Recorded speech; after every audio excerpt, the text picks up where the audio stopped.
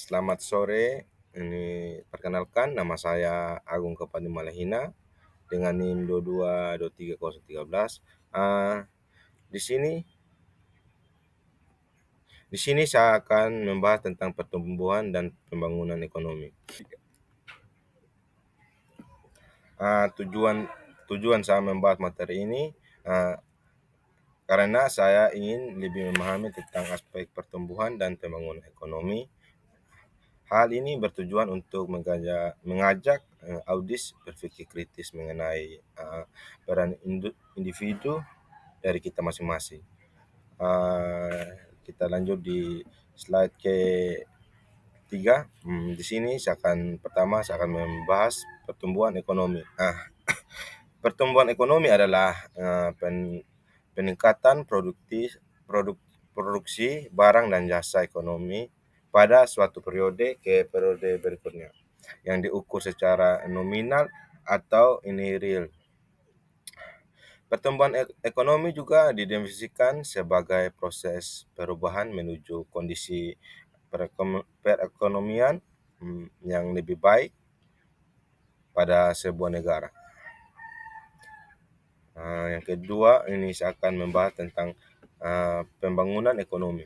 Pembangunan ekonomi adalah proyek yang bertujuan untuk meningkatkan kesejahteraan masyarakat melalui pertumbuhan ekonomi, penciptaan lapangan kerja, dan peningkatan kualitas hidup. Ini mencakup berbagai aspek seperti inovasi dan infrastruktur, peningkatan pendidikan, inovasi teknologi, serta ini kebijakan ekonomi yang mendukung stabilitas dan kemajuan. Dalam jangka panjang, pembangunan ekonomi berkontribusi pada ini peningkatan daya saing suatu negara dan kesejahteraan rakyat. Uh, Lanjut, di sini ada ini perbe- perbedaan pertumbuhan ekonomi dan pembangunan ekonomi. Kalau pertumbuhan ekonomi pertumbuhan ekonomi mengacu pada ini peningkatan output ekonomi suatu negara dan bentuk ini produk domestik bruto dari waktu ke waktu. Ah, ini fokusnya biasanya pada angka-angka statistik seperti peningkatan produksi barang dan jasa, investasi, dan ini ekspansi pasar.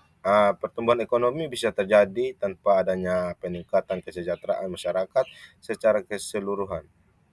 Yang kedua ada ini pembangunan ekonomi. Pembangunan ekonomi di sisi lain lebih luas dan mencakup aspek kualitas hidup masyarakat dalam perantara kesejahteraan, peningkatan pendidikan, kesehatan, dan infrastruktur. Pembangunan ekonomi bertujuan agar pertumbuhan ekonomi menghasilkan dampak positif yang merata bagi seluruh lapisan masyarakat yang ada. Ah, Cara ini mengukur pertumbuhan ekonomi, kita menggunakan ini Gross National Product atau GNP atau Produk Nasional Bruto PNB adalah ukuran ekonomi yang menghitung ini nilai total barang dan jasa yang dihasilkan oleh warga negara suatu negara, termaksud ini berada di luar negeri, berada dengan GDP yang hanya mencakup produksi dalam wilayah suatu negara. GDP juga memperhitungkan pendapatan yang diperoleh dari luar negeri dan mengurangi pendapatan yang mengalir keluar ke negara lain. Ah, Gross Domestic Product. Ah, Gross Domestic Product atau produk domestik bruto adalah ukuran ekonomi yang menunjukkan total nilai barang dan jasa yang dihasilkan dalam suatu negara selama produk tertentu bisanya 1 tahun atau 1 kuartal. GDP digunakan sebagai indikator utama untuk menilai kesehatan ekonomi suatu negara. Gross Domestic Product. Cara menghitung GDP. GDP dapat dihitung dengan ini 3 pendekatan utama. Yang pertama, pendekatan kurang menjumlahkan pendapatan produksi menjumlahkan nilai tambahan dari sektor ekonomi termasuk pertanian, industri, dan jasa. Pendekatan pengeluaran menghitung GDP berdasarkan pengeluaran dari konsumsi masyarakat, investasi bisnis, belanja pemerintah, serta ini ekspor dikurangi impor. Hmm, pendekatan pendekatan pendapatan mengukur jenis GDP dari total pendapatan yang diperoleh warga negara, termasuk upah pekerja, keuntungan bisnis, dan pajak yang diterima pemerintah. Formula GDP, pendekatan pengeluaran. Cara ini menghitung GDP dengan cara GDP sama dengan C tambah I tambah G tambah dengan dalam kurung X kurang M, yang dimana ini yang dimana GDP sama dengan C tambah satu tambah I tambah G tambah ini X kurang M. Yang dimana C adalah konsumsi masyarakat, I adalah investasi, G pengeluaran pemerintah, X adalah ekspor, M adalah impor. Permasalahan pokok pembangunan ekonomi, kemiskinan dan ada dua ini permasalahan pokok pembangunan ekonomi, kemiskinan dan ketimpangan ekonomi. Banyak ini negara menghadapi kesenjangan ekonomi tinggi, di mana pertumbuhan tidak merata dan hanya menguntungkan sebagian kecil masyarakat. Pembangunan ekonomi harus memastikan bahwa masyarakat tersebar luas. Yang kedua ada ini pengangguran dan kualitas tenaga kerja. Ketersediaan lapangan kerja yang layak masih menjadi tantangan di banyak negara.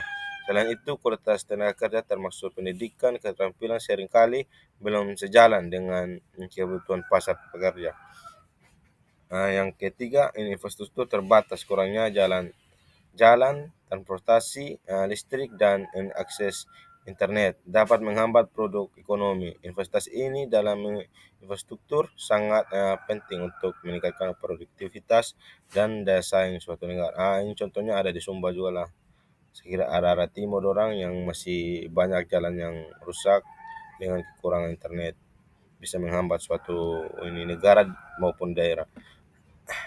Faktor yang mempengaruhi yaitu sumber daya alam, sumber daya manusia, pembentukan modal, dan teknologi dan inovasi.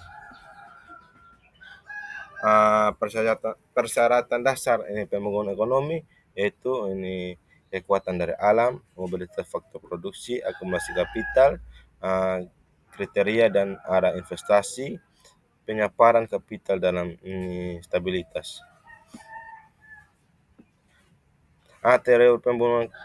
Teori yang saya ambil itu yaitu teori pembangunan klasik dari Adam Smith. Konsep utama dalam teori pembangunan Adam Smith ada 3, yaitu pembagian kerja atau division of labor menurut Smith, spesialisasi dalam pekerjaan meningkatkan produktivitas. Ketika pekerja fokus pada tugas tertentu, mereka menjadi lebih efisien sebagai produk meningkat dan mendorong pembangunan ekonomi. 2, pasar bebas dan mekanisme harga. Smith percaya bahwa pasar akan mengatur dirinya sendiri melalui invisible hand atau tangan tak terlihat. Jika setiap individu mengejar kepentingan pribadi secara tidak langsung, mereka berkontribusi dan kesejahteraan ekonomi secara keseluruhan. 3, akumulasi modal investasi dalam modal seperti ini mesin dan teknologi, meningkatkan produktivitas dan mendorong pertumbuhan ekonomi jangka panjang. Kesimpulan, pertumbuhan ekonomi stabil namun inflasi.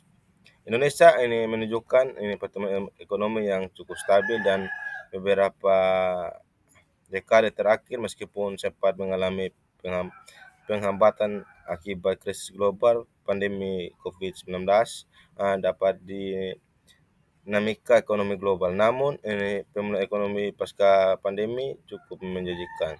Yang kedua ada pembangunan bermerata. Pembangunan ekonomi cenderung terpusat di Pulau Jawa dan di Sumatera, sebagian Sumatera, wilayah timur Indonesia seperti Papua, Nusa Tenggara Timur masih tergiring tertimpang ini menimbulkan tentang dalam ini pemerataan kesejahteraan. Thank you. Sekian dari presentasi saya. Terima kasih.